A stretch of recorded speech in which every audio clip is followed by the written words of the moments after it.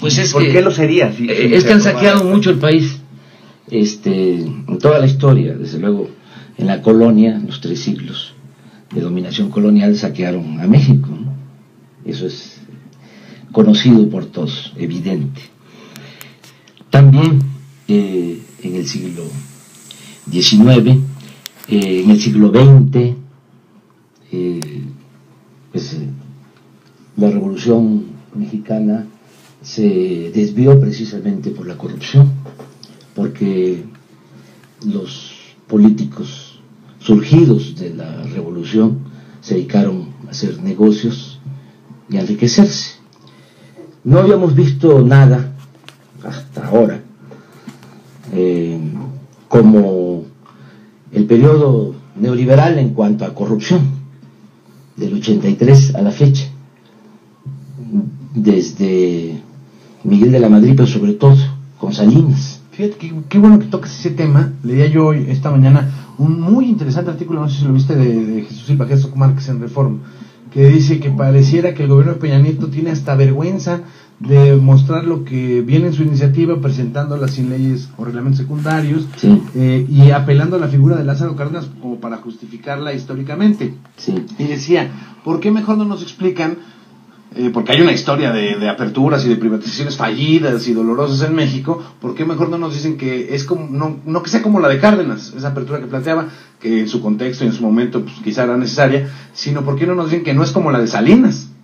Sí. O sea, lo plantea muy específicamente Silva Gestok. No, porque es parte del mismo proceso, lo digan, pero eso está muy difícil.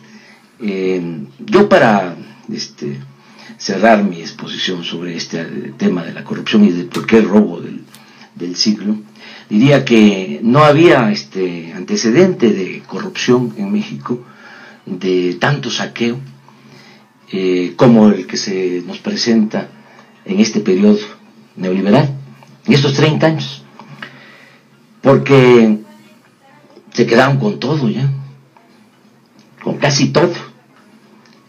Si hacemos un recuento, se quedaron con los bancos, se quedaron con las empresas públicas, se quedaron con los ferrocarriles, entregaron los puertos, los aeropuertos, las minas del país. Es una cosa impresionante, y al mismo tiempo indignante. De esto no hay información, pero nuestro país tiene 200 millones de hectáreas, eso es el territorio nacional, y han concesionado a empresas extranjeras para la explotación del oro, de la plata, del cobre, 50 millones de hectáreas, el 25% del territorio nacional. Bueno, todo eso, a pesar de que se puede documentar que esas transferencias, porque si buscamos en el diccionario qué es privatizar, vamos a encontrar como definición que es trasladar un bien público a particulares. Eso es privatizar. Entonces se han dedicado a eso en 30 años. Pero aún con ese enorme saqueo, lo de Pemex, lo del petróleo, no tendría precedente, porque estamos hablando de una de las empresas con más rentabilidad en el mundo. Acabo de dar a conocer un documento, porque para justificar la privatización del petróleo empezaron a hablar un poco también como lo hicieron cuando iban a entregar teléfonos de México y demás, de que estaba quebrada la empresa Petróleos Mexicanos, y resulta que Pemex ocupa el lugar 34 entre todas las empresas del mundo. Suma 5 empresas grandes lo que gana Pemex al año. Sí. América Móvil, Alfa. Yo diría que más. O sea, 10 tiene ingresos equivalentes a las 10 más grandes empresas de México que cotizan en la bolsa de valores. Pero a nivel de América Latina, no de América Latina, del continente americano, incluyendo desde luego las empresas de Estados Unidos, ocupa el lugar 13. Y para explicarlo, Exxon tiene el lugar Uno, es la empresa que tiene más ingresos, tiene ingresos anuales de alrededor de 400.000 millones de dólares. Sin embargo, Exxon solo tiene utilidades por 75.000 millones de dólares al año, a pesar de que tiene ingresos por 400.000 millones de dólares. Pemex, con 100.000 millones de dólares al año, tiene ingresos igual que Exxon, 75.000 millones de dólares. ¿Por qué? Porque Exxon no tiene el petróleo, procesa petróleo, que adquiere, y nosotros tenemos el petróleo. Entonces, ¿por qué sería un robo? Porque se quieren quedar con alrededor, calculo, de 30 a 50.000 millones de dólares anuales. O sea, digamos que en términos de barriles de petróleo, ¿cuánto de cada barril? Se extraen 2.500.000 barriles diarios, que se venden a $100 barril. Sí. Son 260 millones de dólares diarios, son 100.000 millones de dólares al año. De esos 100.000 millones de dólares nos cuesta extraer, porque no es producir, no es cultivar la tierra, no es fabricar algo, es algo que nos da la madre naturaleza, y es muy rentable porque no se le paga renta a la naturaleza. Entonces, cuesta $10 extraer un barril y se vende en 100, son $90 de utilidad.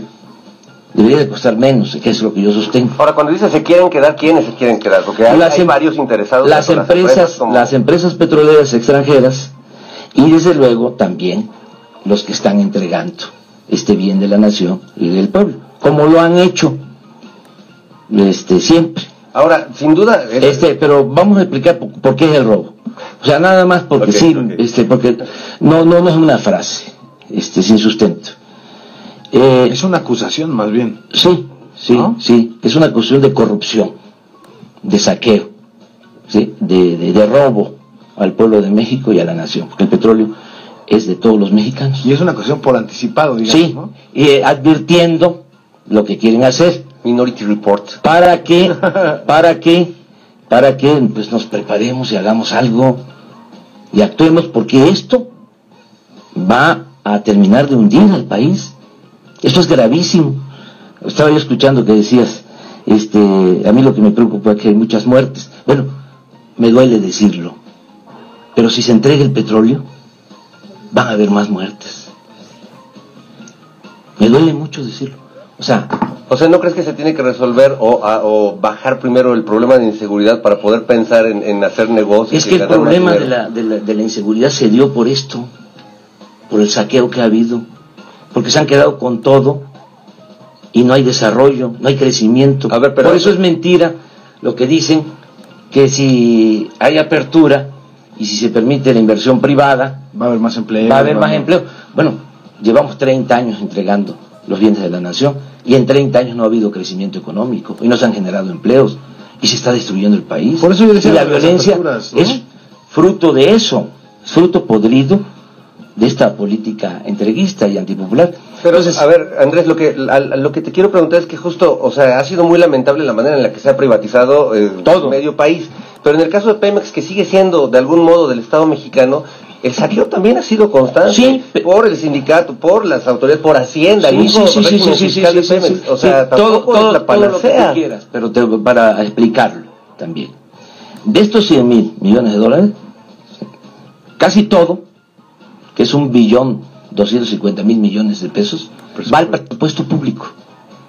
Esto es lo que la gente no sabe. Hay muchos que dicen, ¿a mí qué me importa? Si yo no recibo nada, la gran ubre sí, de la nación. Nada más que si se roban parte de la ganancia del petróleo, no va a haber presupuesto. ¿Y cómo quieren estos desvergonzados, cínicos, corruptos, tapar el hoyo que va a dejar la privatización del petróleo? Aumentando los impuestos. Eso es la reforma fiscal. Aumentando el IVA del 16 al 19, cobrando IVA por alimentos, por medicamentos, transporte público, aumentando el impuesto sobre la renta. Le van a pegar a profesionales, ¿sí? Le van a pegar a todos, o sea, a comerciantes, a pequeños, medianos empresarios. Yo estoy haciendo un llamado a todos porque todos van a salir perjudicados. O sea, no es nada más que va a perjudicar a los pobres, va a perjudicar a los empresarios. Una cosa es lo que sostiene Claudio X González, porque él es una especie de Fidel Velázquez del sector empresarial. Entonces, algunos años menos, ¿no? Sí, no, pues fue asesor económico de Salinas. Hablas del padre de Claudio X González, sí. A él le ha ido muy bien con las privatizaciones, porque esta política también hay que aclararlo. Sí, le funciona y le beneficia nada más que a una minoría. Claro, por eso están peleando tanto por ella. Sí, no, pues es que ¿pero qué papel es una gran tentación. Oye, ¿qué papel juega la izquierda ahí? Porque finalmente vemos que va el PRD por no privatizar, etcétera, pero tú vas por tu lado y hay te lo pregunto así, directo, ¿no? Ahora sí que a bote pronto, al calor del guante, en el diamante. ¿La izquierda dividida? No, o unida, no le alcanzan los votos, el PRI está PAN, Verde, y ya tienen los votos para aprobarlo. Pero mira, ¿qué va a pasar? Este es un asunto tan importante que va más allá de los partidos. Pero tienen los votos, o sea, si ellos quieren, la aprueban. Sí, pero no es nada más asunto de los diputados del PAN y del PRI. No, si fuese eso nada más, pues ya no habría nada que hacer. Eso ya sabemos, si siempre se han puesto de acuerdo. Si estamos hablando de 30 años de privatizaciones, ves todas las reformas que han hecho a la Constitución y a las leyes, siempre han votado PRI-PAN. O sea, FOBAPROA, la entrega de Telmex, la entrega de los bancos, todo lo han votado ellos. O sea, ahí no hay ninguna posibilidad. No, aquí el asunto tiene que ver con la opinión de la gente, con la actitud del pueblo de México. Ya dijo Osorio Chong que en plebiscitos no está ni en la ley considerado. Bueno, eso está por verse. Se lo dijo a Cuauhtémoc Cárdenas, sí, ¿no? En respuesta a Cuauhtémoc Cárdenas. Hace esa propuesta, yo la veo bien.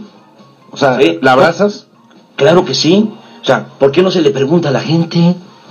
O sea, ¿por qué en un asunto tan importante no hay una consulta?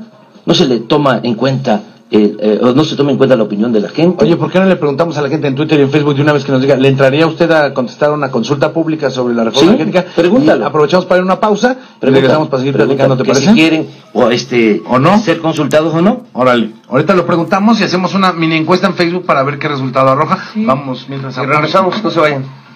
Antes de proceder a las llamadas que tenemos, yo sí quisiera insistir, Andrés Manuel, en este punto que te estaba preguntando sobre ¿qué defendemos? El llamado que estás haciendo a todos nuestros radioescuchas, ¿sobre qué se va? ¿Qué defendemos? ¿Qué es lo que defendemos de Pemex? Me queda claro que de contratar a una empresa extranjera, pagándole nosotros, como Petróleos Mexicanos, a compartir la ganancia, bueno, pues comparto totalmente el punto. Pero no sé si me gustaría defender el sistema de privilegios que tiene Romero de Champs, no sé si me gustaría defender la manera en la que Hacienda le ordeña a Pemex. Entonces, yo tampoco, o sea, ¿cómo vamos a lograr defender ese Pemex que queremos tener todos? Pues bueno, pues hay que combatir la corrupción. El principal problema del país y de Pemex es la corrupción, pero no se puede combatir a bandidos con bandidos. O sea, tenemos por eso que luchar por una transformación. Bueno, por una transformación general. General, por eso es nuestra lucha.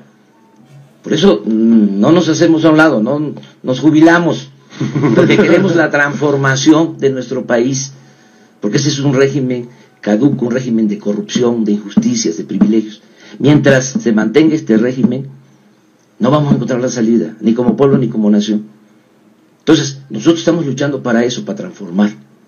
O sea, si se nos pregunta, ¿por qué luchan? Porque queremos cambiar este régimen. Ese es el objetivo fundamental que tenemos, cambiar este régimen corrupto. Y para que nadie se espante, o que a nadie le dé miedo, le agregamos, lo vamos a lograr de manera pacífica, sin violencia, con la participación consciente y organizada del pueblo. Y eso es lo que hacemos todos los días, trabajamos sobre eso. Pero también tenemos, al mismo tiempo, que cuidar los bienes de la nación, los bienes del pueblo. Porque si logramos la transformación y se quedan con todo, si ya no va a tener nada la nación, pues vamos a construir a partir de escombros. Va a ser una situación muy difícil. Es esto. Imagínense que quieren, pues no solo es el crudo, no solo es el petróleo crudo, es privatizar las refinerías, la petroquímica, gas, el transporte, el gas, la electricidad también. La electricidad, todo. Si tenemos una posibilidad de desarrollo en el país, está en mantener integrado y bajo el dominio de la nación el sector energético, que nos puede servir como palanca de desarrollo. Esa es nuestra ventaja comparativa. Eso es lo que nos puede permitir que se impulse la industrialización del país, que haya empleos, que tengamos combustibles energéticos baratos. Esa es la posibilidad. Pero al momento que se entrega todo, ¿cómo vamos a integrarlo de nuevo? ¿Cómo vamos a recuperar eso? Estamos hablando, además, no solo de bienes que nos pertenecen, a los que estamos viviendo en esta época, son bienes también de las nuevas generaciones. Y es un recurso no renovable, además. Y es un recurso. Pues es ¿Por qué lo sería? Es que han saqueado mucho el país, en toda la historia, desde luego, en la colonia, en los 3 siglos de dominación colonial, saquearon a México, ¿no?